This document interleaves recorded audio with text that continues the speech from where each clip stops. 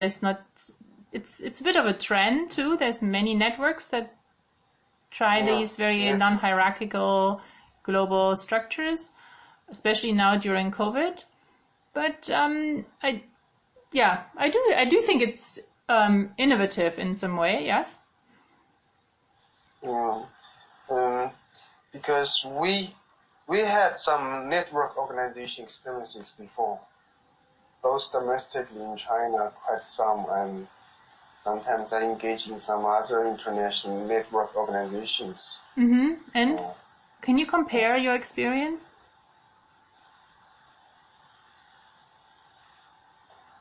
PP is one of the most open and democratic one, but might be the most effective one.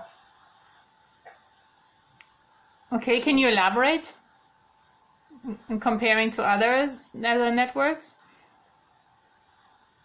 Yeah, this is is a balance between the effectiveness and the openness, that everyone could have their voices and to make influence on the decision making. And in some other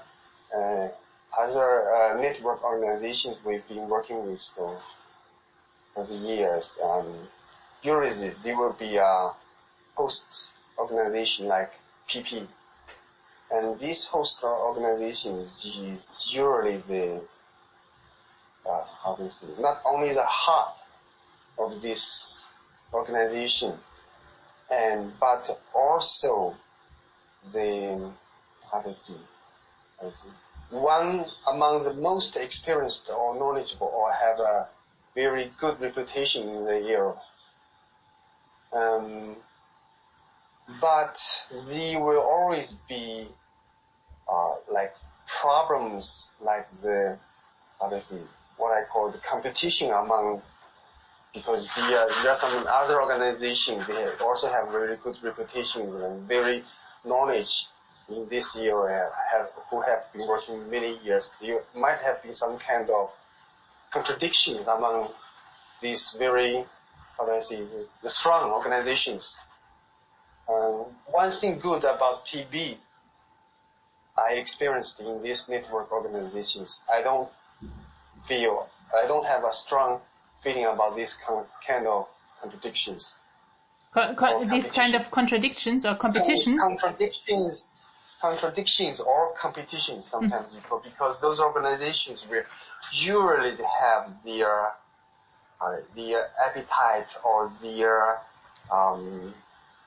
visions to be more influential among this network.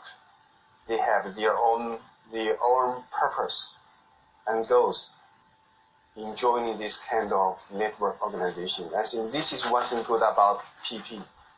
That you don't feel this kind of people are there for themselves kind of thing? Not strongly for me right now for the moment.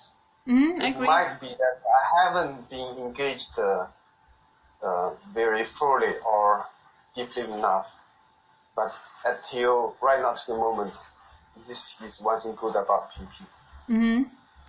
But at the same time, you feel it's less effective than other network organizations.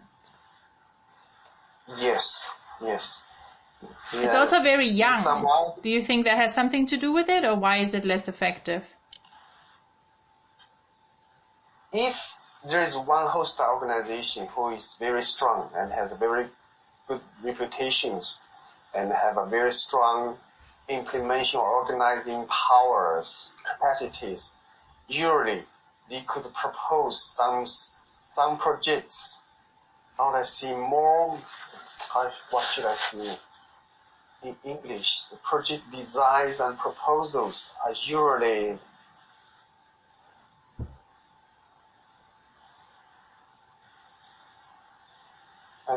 I should see the term of with expertise. And usually some organization, a host organization will propose a project with some, I think sometimes a very, very good project designs with very good ideas. Not just a collection of some ordinary and general ideas together. So those ideas proposed by maybe one or two single very strong or very good organizations will be usually very innovative, effective, and usually will break through I feel sometimes they break through the obstacles in the fields or sometimes in the researches. Okay. And then it's interesting, and those very strong leading organizations, you think that they bring bring about stronger projects? Are they also maybe compensated for being the lead of these networks? Does it have something to do with in the people power that we are all volunteers with full-time jobs elsewhere?